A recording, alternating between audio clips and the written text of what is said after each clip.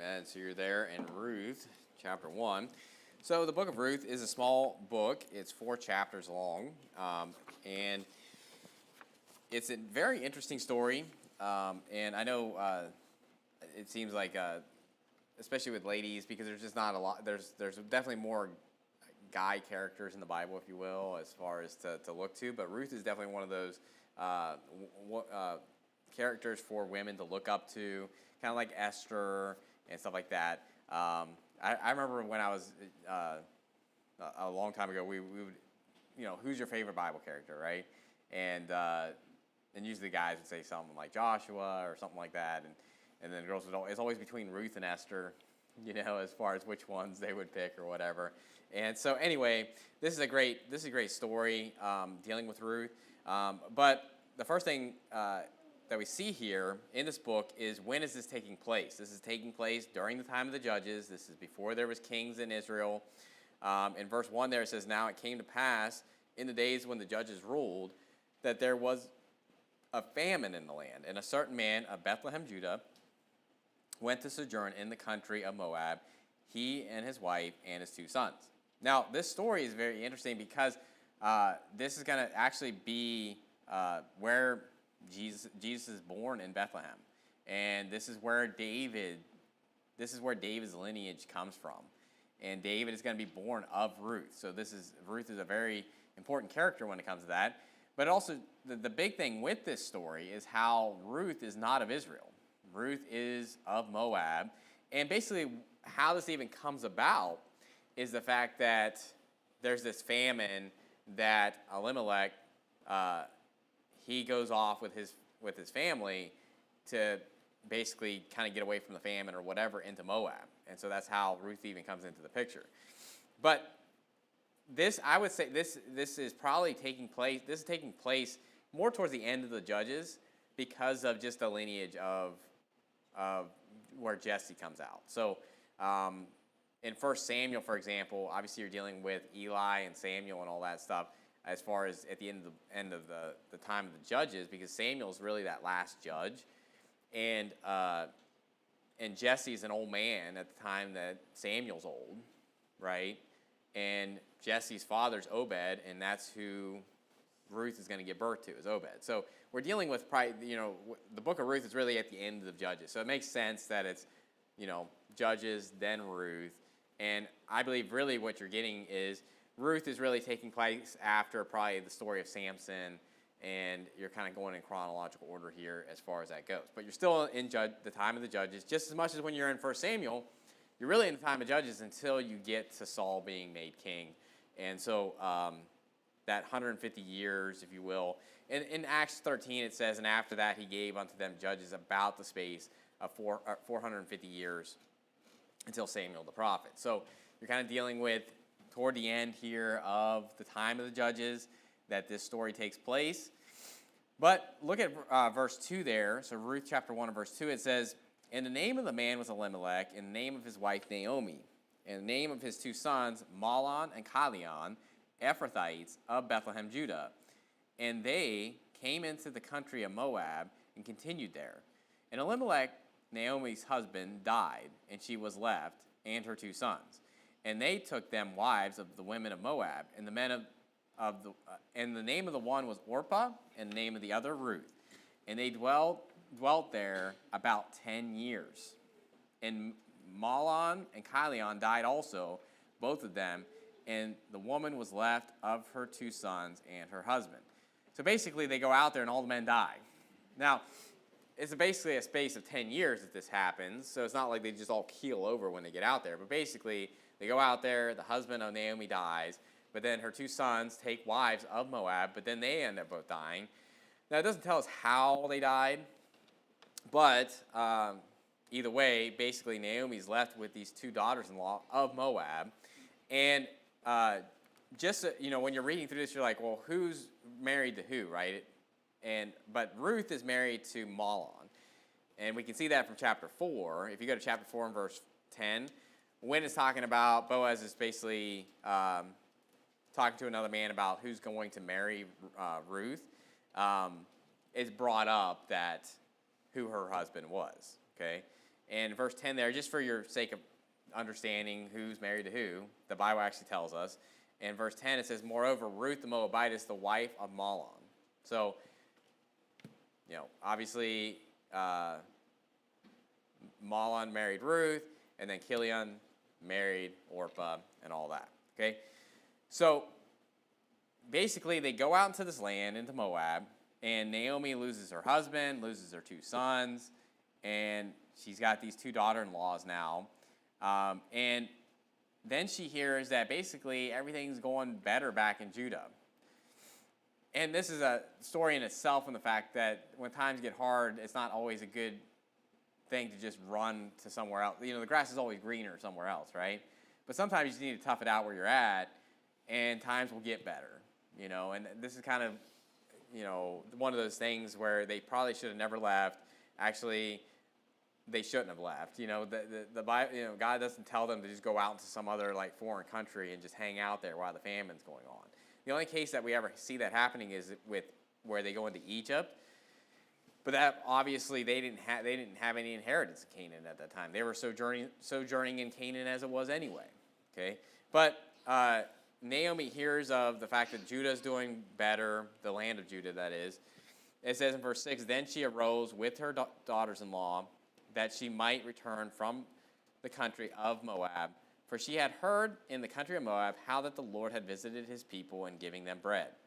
So it kind of sounds like there's famine still going on everywhere, but in Judah there's bread. Basically, the Lord's blessing there. Wherefore she went forth out of the place where she was, and her 2 daughters-in-law with her, and they went on the way to return unto the land of Judah. Now, this whole story kind of breaks down in the fact, and we just read it, obviously, but where the daughters-in-law really love, obviously, Naomi. They want to stick with her, and she's basically saying, I can't really do anything for you. Even if I were to get married and have sons right now, you're not going to wait until they get old enough to marry them anyway. So it's kind of like, why would you stick with me? Basically go back into your country, and it's kind of like go find somebody to marry in your own country. And there's kind of this whole back and forth, but Ruth will not let up. She wants to go with Naomi, and ultimately, I believe she loves Naomi, but I think also, too, I believe that Ruth is a believer and that she's come to trust in the actual true God. Notice what it says here in verse 14. It says, and they lifted up their voice and wept again, and Orpah kissed her mother-in-law, but Ruth clave unto her. So at this point, Orpah's kind of given up on trying to persuade Naomi that she'd go with her. And I'm not really saying that's against Orpah. It's just kind of like, all right, I'll leave, after all the back and forth and everything. But Ruth, she clave unto her, and it says, and she said, behold, thy sister-in-law is gone back unto her people and unto her gods. Return thou after thy sister-in-law. So basically, notice how it puts in there her gods, because obviously Moab, they're polytheists. They believe in these other gods and all that.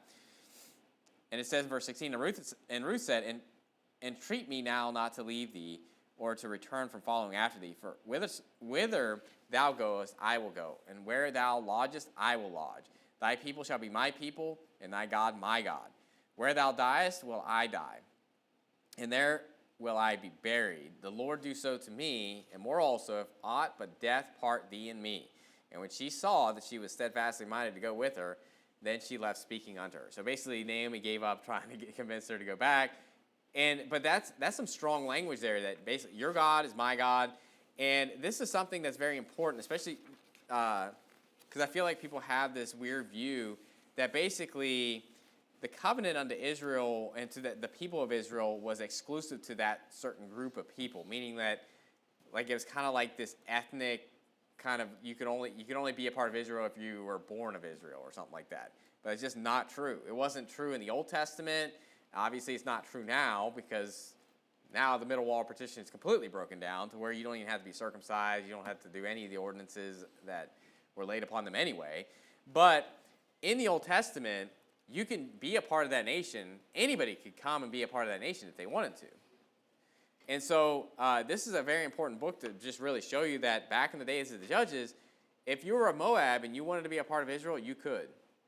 If you chose to follow the true God and you wanted to be a part of that, you could. And go to Ezekiel chapter 47. Ezekiel chapter 47. And this is something throughout the law and everything that basically if there's a stranger or a sojourner there, they could be a part of that. And the same laws that apply to Israel, the people that were homeborn there, are applied to the stranger and the sojourner. And it's not like this second-class citizenship, okay? Like, well, you were born a Gentile, so you're kind of like, you're in the group, but you're kind of like, kind of like the black sheep. No, actually, that's not how the Bible talks about it. Now, obviously, someone from Moab can't become a priest. But again, even those of Levi couldn't be priests unless you were of Aaron, right? So there's obviously certain things that they wouldn't be able to do, but most of Israel couldn't do it anyway. So, but this is very important, and I believe that Ruth the Moabitess proves a point here that, hey, people got saved that were not of Israel. That it was not this all-inclusive club where it was just if you were born of this certain person. Now, obviously, God chose that group of people that were born of Abraham, Isaac, and Jacob, and chose them to be a peculiar people and nation. But the whole point of that was to be a lighthouse to the world. And the Bible talks about this in Isaiah and everything, and that they were to be the ones that are basically preaching the gospel on the mountains and basically being the preachers to the world. And that was their job. That was what they were to do. And if anybody in the world wanted to become a part of that, they could. But it was more of a localized thing, right? Because you had to keep feasts at Jerusalem. You had to do things more in a localized area, whereas in the New Testament, we don't have that anymore, right? You have local New Testament churches, and you don't need to go make a pilgrimage to a certain place to do a certain feast or something like that, okay? Now, Ezekiel chapter 47, notice what it says in verse 22. It says, "And it shall come to pass that ye shall divide it by lot for an inheritance unto you, and to the strangers that sojourn among you, which shall beget children among you, and they shall be unto you as born in the country among the children of Israel. They shall have inheritance with you among the tribes of Israel." So it's saying, even those that are sojourning with you, they're going to have inheritance as well as one that's born in the country. It says, "And it shall come to pass." You say, well, what tribe do they basically associate with? If they're not of any of these tribes, who do they attach themselves to? And it says, "And it shall come to pass that in which tribe the stranger sojourneth, there shall ye give him his inheritance, saith the Lord God." So wherever he wants to dwell, that's where his inheritance is going to be. And so this isn't just like some ethnic blood type thing, right? Where it's like, oh, here's my genealogy, I can be a part of this tribe. No, there are people a part of the tribe of Benjamin and Judah that were not of that actual line. And Ruth is a great example of this. And Ruth is mentioned in the genealogy of Joseph, the very beginning of the book of Matthew. The very beginning of the New Testament, we see Ruth that gives birth to Obed, that's of the line, and basically, David, you can't get to David without Ruth. And so this is a great example of that. And, when people try to make it seem like, well, in the Old Testament, it was all about Israel, and he just cared about them. It's like, no. The Lord always wanted the world to get saved. Always. And obviously, in the Old Testament, he was trying to use Israel to be the prophets and to be that peculiar nation in order to be a light unto the world. They obviously failed, all of that. And obviously, it's a picture, too, of how the law fails and everything when it comes to the ordinances and everything they couldn't keep. But in New Testament, we have the fact that, hey, we have local New Testament churches throughout the world and to preach the gospel throughout the whole world. And obviously, the New Testament is better. The New Testament is better than the Old, and there's many different reasons why. But salvation's always been the same. God has always wanted everybody to get saved. And it was never this basically religion to some ethnic group, okay? And that's where you get into, like, think of Islam, right? Islam is really just kind of like a religion to a certain ethnic group. And, like, you have to speak that language, right? Because if you ever talk to someone that's a Muslim or even someone that's, like, Hindu or something like that, you're like, well, you need to know how to speak that ancient language if you're going to understand it. You can't understand it if it's in your language. Listen, if you can't translate your holy script into another language, then it's not anything that's holy. Okay? God is not bound by any language. So if it can't mean the same thing in English than it does in your Sanskrit or in your Arabic, then you're wrong. Simple as that. You don't need to go back. You don't need to have. It's not God's word is not bound to one given language, and His covenants are not bound to one ethnic group, because He has made it one blood, all nations.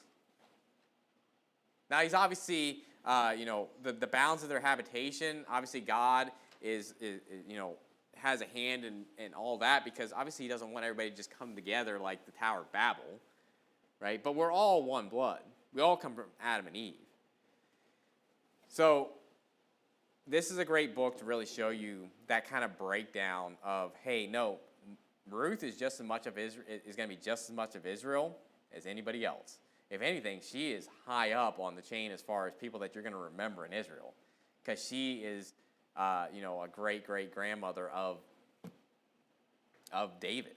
Okay, so, but going on from that, the law states this. Okay, so this is stated in Exodus, Leviticus, Numbers, and go to Leviticus just so you see this. And again, you can see this in Exodus 12, dealing with the Passover. You're going to Leviticus 24. Exodus 12, at the end of Exodus 12, when you're dealing with the Passover, basically it's like no stranger should take the Passover. But then it says, well, a stranger can take it, but they have to be circumcised, right? So it's basically saying, yeah, a stranger can take the Passover, but they have to be circumcised.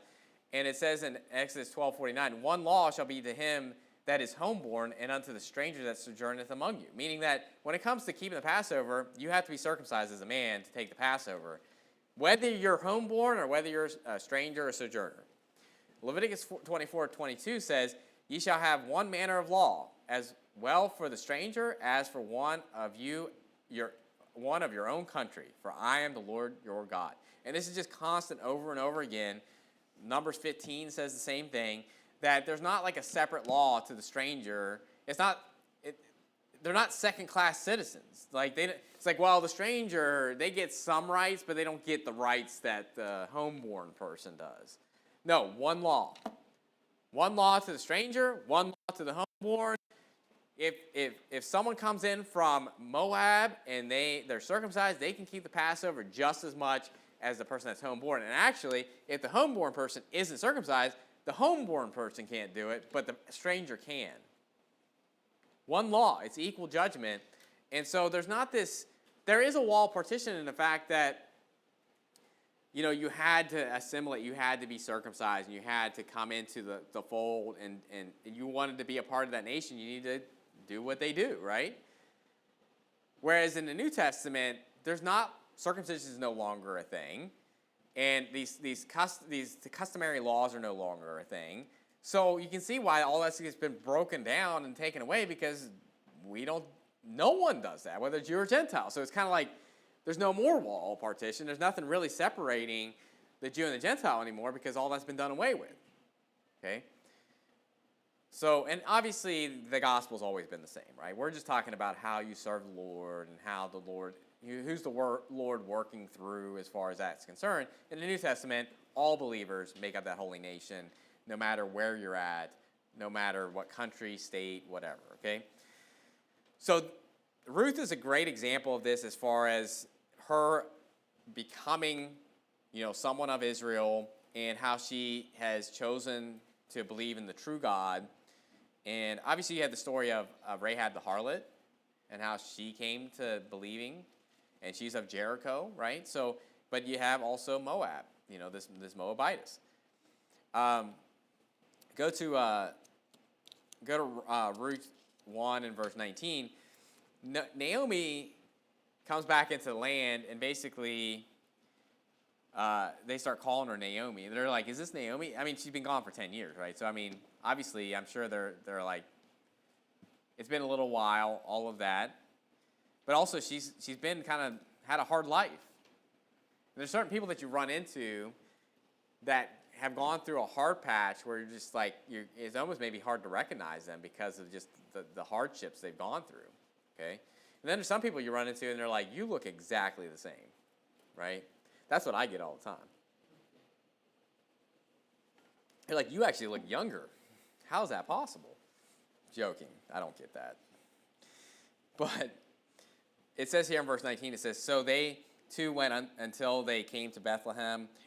And it came to pass, when they were come to Bethlehem, that all the city was moved about them. And they said, is this Naomi? And she said unto them, call me not Naomi, call me Mara. For the Almighty hath dealt very bitterly with me.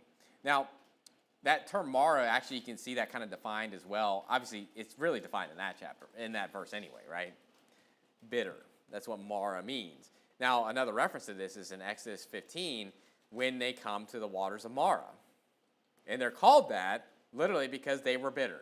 Okay, so a lot of times in the Bible, when you'll see a term like that, like a word that's describing a place, like Beersheba, or just different things like that, it means something. And a lot of times, it'll explain it. Basically, it'll say, it's called this because this is why. And it'll just explain what it means, okay? Like Bethel, right? Does anyone, you probably know what Bethel means, the house of God. Beth means house, El means God. You think of like Elohim or just El, like Eli, Lama Sabachthani, right? My God, you can see it within that as well.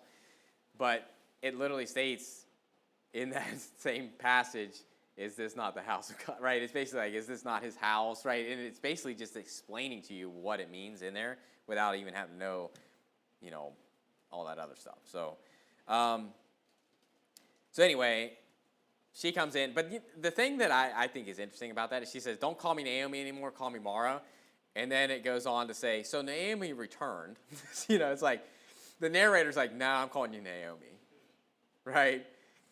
Because we know the end of the story, don't we? Like, she's kind of obviously down on herself. Like, basically, she's lost her 2 sons. She's lost all this stuff. But in the end, she's going to be blessed. In the end, Ruth is going to marry Boaz and bring up seed for her son Mahlon. And, that's being redeemed and all that stuff. And so it's kind of like the narrator, obviously this is written after the fact. They're not like following Ruth and them around and scribing down this story, right? But I just think that's interesting. Call me Mara. And it's like, so Naomi went. And it's like, no, just disregarded that completely. So now Boaz, we're going to see Boaz in chapter 2. So really this story is really mainly about, Naomi and kind of her hardships and then how Ruth comes into the picture. But it's really going to be about Boaz and Ruth. And verse 1 here, we're going to see Boaz. And Boaz just seems like the kind of guy you want to be around. I mean, when you read this story, I don't know about you, but I'm just like, I just like that guy. You're just reading, you're like, I like that guy right there. And this, how he gets introduced into the story just kind of lends you to that. Now, obviously, you just keep reading, and you're like, this guy's a good guy. Yeah, I like this guy, Verse 1 here, it says, Naomi had a kinsman of her husband's, a mighty man of wealth of the family of Elimelech, and his name was Boaz. So we already know that, one, he's related to Naomi and on her husband's side, but also that he's a mighty man of wealth. So he has money, like he has wealth. And it says in verse 2, and Ruth the Moabitess said unto Naomi. Now, I think it's very interesting how she keeps being brought up as the Moabitess, because I believe, obviously, the Bible wants us to hear that, right? We're dealing with Boaz that's of Bethlehem, Judah, and Ruth the Moabitess. So she's this stranger that's sojourning in the land. And it's kind of like when you see Simon the Canaanite. Why is that brought up? Because he's not of the lineage of Israel, though he is just as much a part of them as anything. He's in the 12. He's also called Simon Zelotes. So he's obviously, very zealous. And so, but I believe the reason the Bible puts that in there is because it's like, hey, it's not about your lineage. It's not about your blood. It doesn't matter what your genealogy is. You can do great things for God. Yea, even things above all those that are even of maybe good stock, if you want to call it that, right? So in verse, what verse did I have you leaving off there? So his name was Boaz. Verse 2, and Ruth the Moabitess said unto Naomi, let me now go to the field and glean ears of corn after him, in whose sight I shall find grace. And she said unto her, go, my daughter. And she went and came and gleaned in the field after the reapers, and her hap was to light on a part of the field belonging unto Boaz, who was of the kindred of Elimelech. And behold, Boaz came from Bethlehem and said unto the reapers, the Lord be with you. And they answered him, the Lord bless thee. Now this is like the first thing that you see of Boaz is that he comes up to his reapers and he's just basically saying, the Lord be with you. And then the reapers, the thing that you have to understand is that his automatic thing is like, hey, wanting to bless them, wanting to, them to do well and all of that. And then they reply back that the Lord bless thee. So there's this great relationship between him and his workers, right? He's not just this taskmaster. He's like, oh, here comes, the suit and tie guy, that's basically just telling us what to do. No, there's this great relationship between the boss and the worker, if you will, right? He's obviously the one that owns the field and all of that, but he's got this great relationship with them, and they're communicating really well. And I don't know about this. There's just something about this. I'm just like, I like him. I like this guy. They like him. It seems like they like him. I should like him too. And so Boaz is very successful, but I believe his success comes from godliness. It's not like, how there's obviously rich people that get their riches and their wealth by stepping on people and going up kind of that way. Boaz seems like someone that has wealth because he was a hard worker, or maybe his father was a hard worker, and he has wealth, but wealth doesn't mean that you're a horrible person. And this is a great example of someone that can have wealth and still be a great, godly man. I mean, think of Job. Job had a lot of wealth, and he was the most just man upon the earth. Solomon had a lot of wealth, and obviously there was things that caused it, and women were his downfall. But you can be very wise and be very godly and have wealth, okay? But those that will be rich, those that seek and live to be rich, that's what you have to work. That's what you have to keep yourself from. The love of money is the root of all evil. Money isn't the root of all evil. The love of money is the root of all evil. And you know what? The Lord, in a lot of cases, will bless those that are godly, and he may bless them with wealth. And Boaz, you can just tell, obviously, from the whole book of Ruth, that he is a guy that's wealthy, but he's also a godly man on top of that. And so this is like a win-win for Ruth, because you have a godly man and, he's got plenty to take care of you, right? She's coming from, I want you to think about where Ruth is coming from. She's coming from nothing, like basically just everybody died, and she's going out on faith to follow her mother-in-law back into a country she's not from. And just, those that have gone on the missions field and everything, imagine going into a country that you're not from. Maybe they even speak a different language or whatever. But either way, you're not accustomed to that area, and you have no ties there besides like a mother-in-law who or basically someone that you are tied to legally, but not technically anymore because the spouse died. And just think about like that kind of state where she's at, where she goes from kind of like nothing to just everything. And it's just an amazing story. And obviously Ruth and her faith to follow Naomi, and then obviously Boaz is a great character here. So Ruth meets Boaz, because it says in verse 5, it says, then said Boaz unto his servant that was set over the reapers, whose damsel is this? So it's interesting because Boaz picks her out of the crowd, okay? This isn't like an arranged marriage. So Boaz and spoiler, Boaz and Ruth get married, okay? But this isn't like some arranged marriage, like where it's just kind of like out of duty. Because obviously there is kind of like this duty within the law to raise up seed unto the dead husband, right? But I don't believe for a second that Boaz was doing this out of duty, okay? I believe Boaz noticed her from the very beginning and picked her out and said, whose damsel is this? And he also heard about Ruth, because he's going to explain to her that I've heard of you. And so her faith and her basically willingness to just leave her own country and come into the land of Israel and follow Naomi has spread abroad to where Boaz heard about this. And when he's in the field, he's like, who's that damsel right there? And so he's basically searching her out. In verse 6 it says, and the servant that was set over the reapers answered and said, it is the Moabitish damsel that came back with Naomi out of the country of Moab. So now he knows who it is. And now he's gonna know obviously who she is, like, because he's heard this, okay. And she said, I pray you, let me glean. So basically, they're telling Boaz what she said to them, right? I pray you, let me glean and gather after the reapers among the sheaves. So she came and hath continued even from the morning until now, that she tarried a little in the house. It also shows you Ruth's work ethic, right? She's going from the morning to the evening. And basically, she's just keeping up with the reapers. She's just following after them. As they're working, she's basically getting everything that falls off the wayside, right? And it says, then said Boaz unto Ruth, hearest thou not, my daughter? Go not to glean in another field, neither go from thence, but abide here fast by my maidens. Let thine eyes be on the field that they do reap, and go thou after them. Have I not charged the young men that they should not touch thee? And when thou art athirst, go unto the vessels and drink of that which the young men have drawn. So basically, it's kind of like whatever the workers are using, I'm basically commanding them to keep away from you, right? Like, and I believe what that's really getting into is, like, they're not going to refuse, like, they're not going to tell you to get away. They're not going to refuse you gleaning here, okay?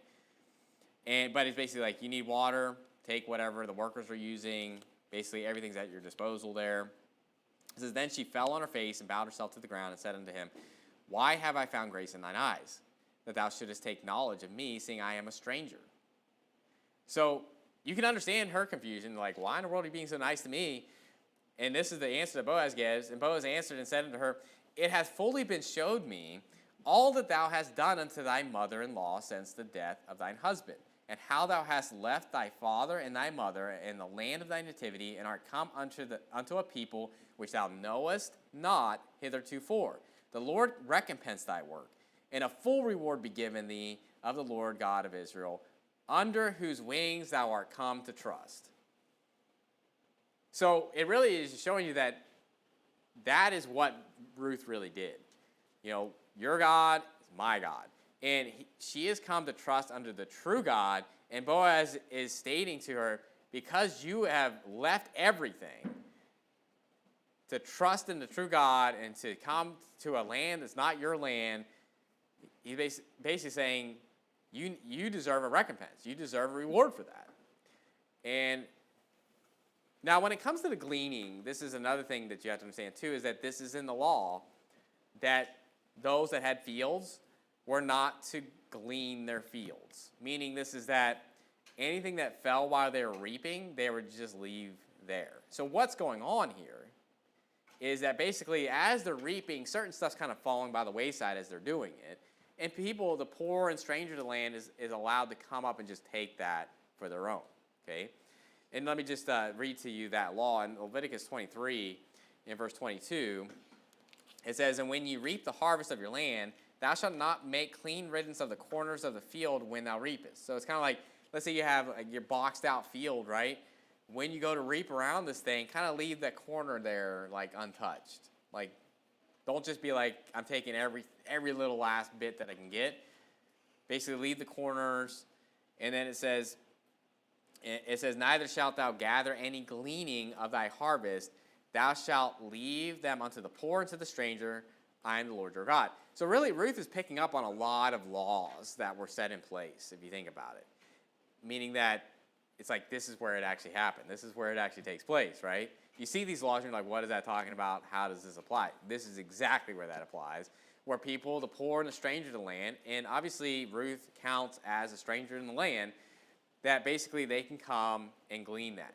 This also shows you in the New Testament when his disciples would go through and grab the ears of corn, that wasn't wrong for them to do, because obviously the corners of the field were left for the poor of the land and all of that. Okay, so so she's gleaning it, but Boaz is going to give her above and beyond. So it's kind of like, yeah, he's basically telling them don't touch her, don't forbid. It's kind of like, you're allowed to be here. Not only that, but you can have the water, you can have anything that you need while you're doing this. But in verse 15 it says, and when she was risen up to glean, Boaz commanded his young men, saying, let her glean even among the sheaves and reproach her not. So he basically like, just let her go pick stuff off the, it's kind of like, just pick everything. You don't even have to like pick the stuff that's falling off by the wayside. And then it says, and let fall also some of the handfuls of purpose for her. So it's basically just like, I dropped that. It's basically like just leaving like just bountiful measures of stuff on purpose. It says, leave them that she may glean them and rebuke her not. So basically he's kind of like helping her above and beyond everything else. So she gleaned in the field until even, and beat out that she had gleaned, and it was about an ephah of barley. And she took it up and went into the city, and her mother-in-law saw that she had gleaned, and she brought forth and gave to her that she had reserved after she was sufficed. So basically, what happens here is that Ruth is going to tell Naomi about this, and then Naomi is kind of like the mother-in-law, or the mother, or just the lady, I guess, that is just like all about hooking people up. Like they're just like, I got a plan. Like this is like, what's that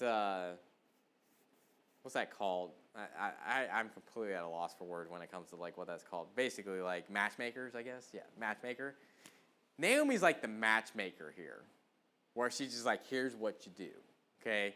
Don't go into any other field. Make sure you stay in his field, right? It's kind of like, you stay in his field.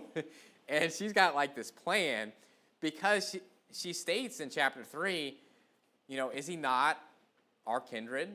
Basically, like, this could really work in your favor. You stay in his field. This is what you're going to do. And basically just gives this whole plan of action as far as what you're going to do and how you're going to get Boaz to marry you, right? And so Naomi has gone from like self-deprecating of like, I'm Mara, I'm bitter, to it's matchmaking time, right? Let's get you some rest here. Let's get you married off here, and chapter 3 is kind of about that. So if you think about it, chapter 1 is really giving the story of like where they're coming out of, how Ruth even came into this equation.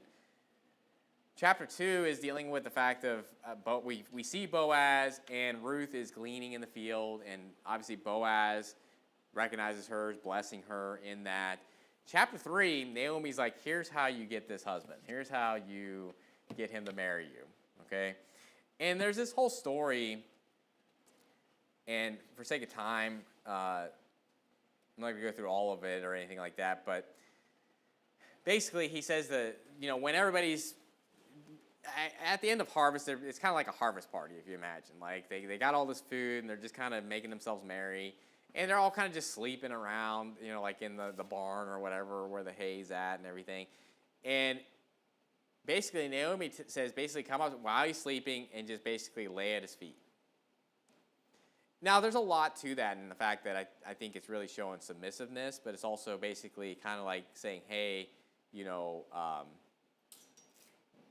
take care of me kind of thing. Like, if you think about it, too, isn't that what a husband is kind of doing, is taking the woman under his wing? And it's obviously, basically she says, take the skirt of your garment and cover me. It's kind of like taking the woman under your wing, like, hey, come with me, I'll take care of you kind of thing. And that's kind of what goes on here. I don't think there's anything nefarious about this. I don't think there's anything bad about this story here, what's going on here. I think it's just kind of like very symbolistic of like, hey, I'm here, I'm your kinsman, will you do the kinsman's part, okay? And this does get into that, what has been termed as kinsman redeemer, but that's not in the Bible, okay? But it is a law in the Bible, and basically she asks him to do that, and Boaz is all about it. But Boaz is such an honorable man, okay, that it's kind of like he wants to do it, but he's like, but there's someone closer in kinship. It's kind of like, I have to let you know this, that there's someone closer in kinship. And basically, he's like, I'm going to tell him, and if he does it, well, if not, I'll do it. So basically, at this point, Ruth's set. It's kind of like, if he doesn't do it, I'll do it. You know, basically, if he doesn't marry you, I'll marry you. So at this point, Ruth is just waiting back to see who she gets, right? But I have a feeling she wants this to be Boaz. But it just really does show you how honorable. And Boaz is like, hey, go out. You know, basically, even though I don't believe that there's anything wrong with what was going on there, it's kind of like still the appearance of evil. You want to abstain from the appearance of evil. You don't want to think like, hey, I was just laying, you know, this woman that's not my wife is laying next to me, you know, when I wake up in the morning. I think that there's always that aspect. Even if nothing bad happens, you got to stay away from the appearance of evil because, you know, you don't want people to reproach the name of Christ or anything like that, even if nothing bad happened, okay? But go to Deuteronomy chapter 25. I want to show you where this law is stated, the kinsman redeemer.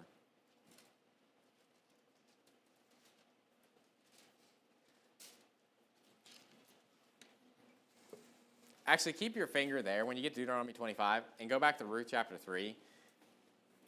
Because remember the matchmaker, Naomi? So Ruth comes back and basically tells Naomi everything that has happened. You know, basically that, and not only that, but she's sent away with all this barley. Like, she's sent away with, like, all these goods. Like, she has 6 measures of barley that's given to her. You know, but then on top of that, she has this news that basically he's going to go talk to this other man that's nearer in kinship than he is. And this is what Naomi says. And I just always think that this is just a typical matchmaker of just like, I've done it. You know, like I've accomplished my task. They're just so happy with themselves that they did it. And verse 18 here says, then said she, sit still, my daughter, until thou know how the matter will fall. For the man will not be in rest until he have finished the thing this day. Now, when Scorby reads this, it says it with such excitement. I can't really do it justice, but it's just kind of like, he's not going to rest. Like, she's just so excited about the fact that how this turned out. But if you can't see that dynamic of, like, a matchmaker, or a mother, or someone that's maybe a mother figure that's just like, hey, you know, just really excited for her. And it really does show you that Naomi does care about Ruth and wants Ruth to you know, find a husband and all that. But anyway, I just think that's funny. But I do want to show you the law before we get to chapter 4 and we'll be done. But the law of, like, the part of the kinsman. In Deuteronomy 25 verse 5, it says, if brethren dwell together and one of them die and have no children, the wife of the dead shall not marry without unto a stranger. Her husband's brother shall go in unto her and take her to him to wife and perform the duty of an husband's brother unto her. So it's kind of like the kinsman redeemer thing is there. It's kind of like that. But it says, and it shall be that the firstborn which she beareth shall succeed in the name of his brother which is dead, that his name be not put out of Israel. So get the idea here is that when the brother marries this woman, the first son is basically going to take his brother's name to basically be a line for the brother, okay? It says, and if the man like not to take the brother's wife, so that could be for 2 reasons, right? Because he doesn't want the firstborn to take his name, or maybe he just doesn't like the way she looks. Who knows? But either way, he's refusing to take his brother's wife. Then let his brother's wife go up to the gate unto the elders and say, my husband's brother refuses to raise up unto his brother a name in Israel. He will not perform the duty of my husband's brother. Then the elders of the city shall call him and speak unto him, and if he stand to it and say, I like not to take her, then shall his brother's wife come unto him in the presence of the elders, and loose his shoe from off his foot, and spit in his face, and shall answer and say, so shall it be done unto the man that will not build up his brother's house, and his name shall be called in Israel the house of him that hath his shoe loosed. Now that's a mouthful, but that's what they would call him, right? But this actually happens in Genesis. This is why God kills Onan, because he refuses to raise up seed unto his brother. So this is something that's in the law, but it preceded that, right? It was already kind of a known thing to do. And I'm not saying this is a thing now. I'm just saying that that was something that they were doing before that. They were doing it at this point.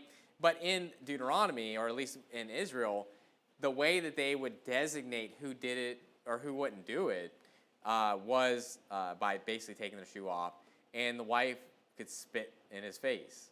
So it's kind of very shameful, obviously, to be like, I'm taking your shoe and I'm going to spit in your face and then I'm out of here, right? But that's the idea there. So I say that, and I'll show you that law is one, this is a real law that they had in Israel at that time. This is something that they observed. So it's not like, when Ruth brings this up, like this is some weird thing. This is something that's very commonplace. It was commonplace before even Israel was a nation, okay? But also, it makes sense, too, when it talks about him taking his shoe. Like, you're reading the story, and you're like, why is he taking his shoe? Like, what's up with that? But when you know what the law is, then you're like, that makes sense. The only difference here is that Ruth doesn't spit in this guy's face. Now, you can understand, too, that he's not going to spit in his face because Boaz is going to do the part, right? So it's kind of like he's getting partial punishment here because he doesn't do it. But it also shows you why he doesn't want to do it, okay? Because he doesn't want to mar his own inheritance, it's going to say in this passage. And the thing is that, what does that mean? Meaning the firstborn son is going to go to Mahlon. Because, we'll read the story, because it's like he's all about it until he hears what that entails. He's all about marrying Ruth until he finds out, this is what I got to do. Or I'm sorry, he's all about getting the land. Because Boaz kind of approaches as of like, hey, here's some land for you to redeem. You want to redeem it? Oh, by the way, you have to do this as well. Which kind of shows you the heart of this guy. He's like, he's all about the land, but he's not about like, doing the duty of the kinsman there. In verse 1 it says, then went Boaz up to the gate and sat him down there, and beheld the kinsman of whom Boaz spake came by, unto whom he said, ho, such a one, turn aside, sit down here. And he turned aside and sat down. And he took 10 men of the elders of the city and said, sit ye down here. And they sat down. Now, I believe he's doing this for a purpose, because he basically wants witnesses of like what's about to happen here. Of whether this guy's going to do it or whether he's going to do it. He doesn't want it to just be this conversation between those two, and then it's his word against his. No, he gets 10 elders of the city to sit down and hear this conversation. Okay? Because out of the mouth of 2 or 3 witnesses, let every word be established. But hey, why not 10? Right? And so, in verse 3 here, it says, and he said unto the kinsman, Naomi, that is come out again out of the country of Moab, selleth a parcel of land which was our brother Elimelech's. Now, when it says brother, obviously he's meaning like a kinsman. It's kind of like cousin. They're probably cousins or something like that. And it's probably the difference between being like a first cousin and being like a second cousin or something like that. So that's probably where you're getting the line. They're both related to him, but this man is more closely related than Boaz is. I thought to advertise thee, saying, buy it before the inhabitants, before the elders of my people. If thou wilt redeem it, redeem it. But if thou wilt not redeem it, then tell me, that I may know. For there is none to redeem it besides thee, and I am after thee. And he said, I will redeem it. So this is before he hears the news. So he's like, I'll take it. I'll redeem it. Then said Boaz, what day thou buyest the field of the hand of Naomi, thou must buy it also of Ruth the Moabitess, the wife of the dead, to raise up the name of the dead upon his inheritance. And the kinsman said, I cannot redeem it for myself, lest I mar mine own inheritance. Redeem thou my right to thyself, for I cannot redeem it. Now, I'll say this. It doesn't say anything in here about someone doing that duty if they're already married. Okay, what you have to understand is that this is obviously dealing with a brother that's not married, a kinsman that's not married, that would be doing this duty, okay? So there's probably other kinsmen that are close in kin to Elimelech, but they're probably already married, have kids, whatever. So they're kind of out of the equation. And when Boaz is basically saying, it's like, you, then there's me after you. And, that's what I believe is going on here. I don't believe that God is asking someone that's already married to go marry someone else and raise up seed. So, and it says in verse 7, now this was the manner in former time in Israel concerning redeeming, concerning changing, for to confirm all things. A man plucked off his shoe and gave it to his neighbor, and this was a testimony in Israel. So it's kind of like that law a little bit, right? Whereas obviously when in the straight up law in Deuteronomy, it's saying that the wife of the dead would come up to the man and pluck off his shoe and spit in his face. And they're pulling off the shoe here, but no one's spitting in this guy's face. But also, it's kind of different in the fact that in the law, like, no one's redeeming this woman, right? No one's actually raising up seed. Well, in this case, Boaz is. And it's kind of like this ultimatum. If you don't do it, I'll do it. And it's kind of like, well, then you do it. And at that point, it's not like this, the woman's completely getting denied or whatever. Anyway, so when you read this about the shoe being plucked off, it makes a lot of sense when you know Deuteronomy. And really, the story is that Boaz ends up marrying Ruth. He gives this man an opportunity, he rejects it, and Boaz is going to, and I'm sure that's what Boaz wanted, I'm sure, and that's, I'm sure, probably what Ruth wanted. And, the story really ends with the fact that they end up giving birth to Obed, and then it gives the genealogy all the way up to David. Now, when it comes to this kinsman redeemer, the kinsman, or the brother's part, or the kinsman's part there, this is something that's brought up by the Sadducees, right? They use this law, if you will, or this idea to somehow try to negate the resurrection. So go to Matthew chapter 22. I just think that's interesting that they're using but that's where they kind of get this from. So when you're reading through the New Testament, this is what they're talking about. So if you think it's like some obscure law or something like that, it's like, well, why do I need to know about that? Well, Genesis is going to make more sense when you're dealing with Judah's son that dies, and you're like, what was that all about? Well, if you understand that, hey, this is a big deal, and then you read Ruth, and you're like, what's this about plucking off the shoe, right? Well, if you know that law, it's going to make a lot of sense.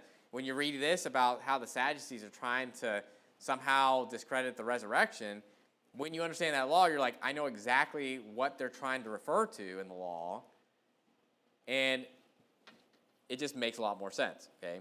You're not just out in left field like, what are they even talking about, okay?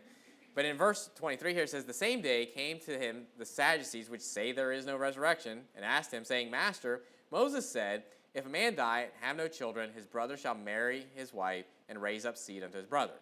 That's exactly what we're talking about, right? So what they do here is they go through this whole scenario of their 7 brethren. They all marry this girl one by one. They all just die, right? So it's kind of like they marry this girl. They don't have any children. The guy dies. The other brother marries this woman. She has no children. Then the man dies. And this happens to all 7. And then they said, well, in the resurrection, whose husband, who's going to be her husband? Like, gotcha. Because it's kind of like this weird thing, like, what if one of them had a child, though, right? Because you notice that they don't say, well, this one had a child, and it kind of ended on the 7th one having a child. They'd be like, well, the one with the child would be the one that's the husband, right? But they're given this scenario of, like, there's nothing different about them besides the fact that they're all married to him, or married to her. And it's the idea that they're like, well, who's she married to? And it really comes down to this. He says you do greatly err in not knowing the scriptures. But you're asking the wrong question. Will she be married? Right? That's the whole question. So it's like this whole gotcha is really based off them not even knowing that, hey, no one's married in heaven. So it's a non-issue. Not a problem. But this is typical of people that try to, negate the Bible, is they make up these scenarios that aren't even real. They're like, well, if this is true, then how does this work? It's like, well, that doesn't even happen, so why are we even talking about it? And they'll just make up stuff and try to twist it to whatever they want to say. But like I said, if you were to think about Ruth, you probably think about the kinsman redeemer. You would think that's what this story really is dealing with, is that Mahlon dies, Ruth ends up marrying Boaz because he's near in kin to Mahlon, and then raises up seed. Now, the interesting thing about this is that guy's like, I don't want to mar my inheritance. Okay? I don't want to mar my inheritance, and why? Because he's going to have to raise up seed to his brother, Mahlon. Go to Matthew chapter 1. Matthew chapter 1. When you read the lineage of David here, I want you to see, it doesn't seem like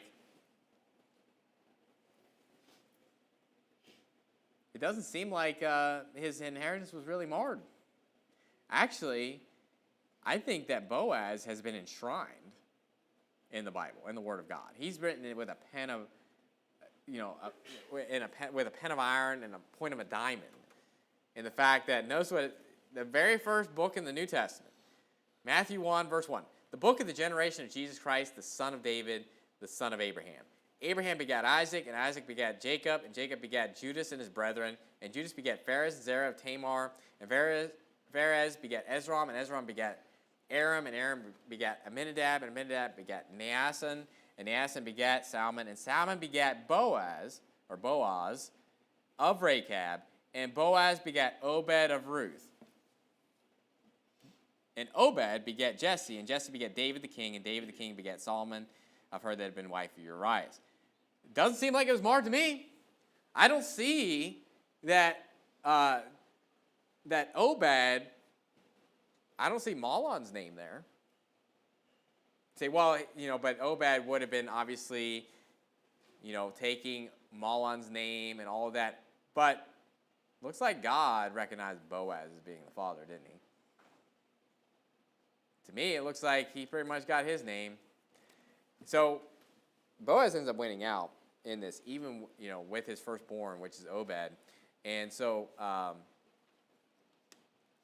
not to negate that obviously Mahlon's inheritance obviously went to Obed and all that, and going down the line. But Boaz won out in the end, being a righteous man, being someone that didn't care to mar his own inheritance, if you will, to redeem, to take Ruth under his wing and all of that.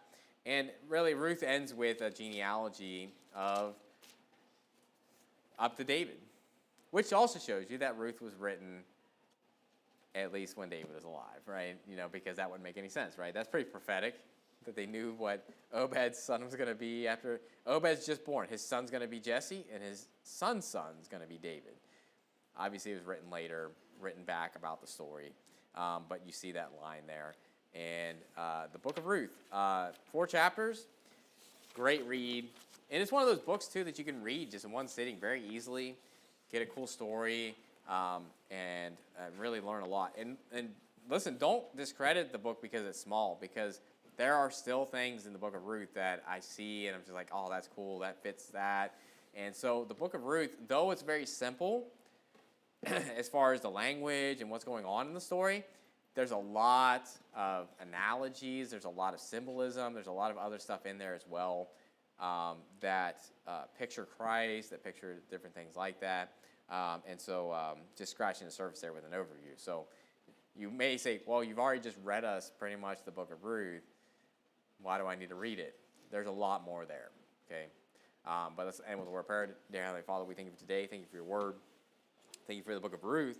And pray that you help us to know everything that we can from the book of Ruth. We thank you for the stories in there. But, Lord, we just thank you for your word in general. And, Lord, we thank you for the souls that have been saved throughout the week. And just pray to be with us as we travel back home. Bring us back to the point in time. In Jesus Christ's name, amen.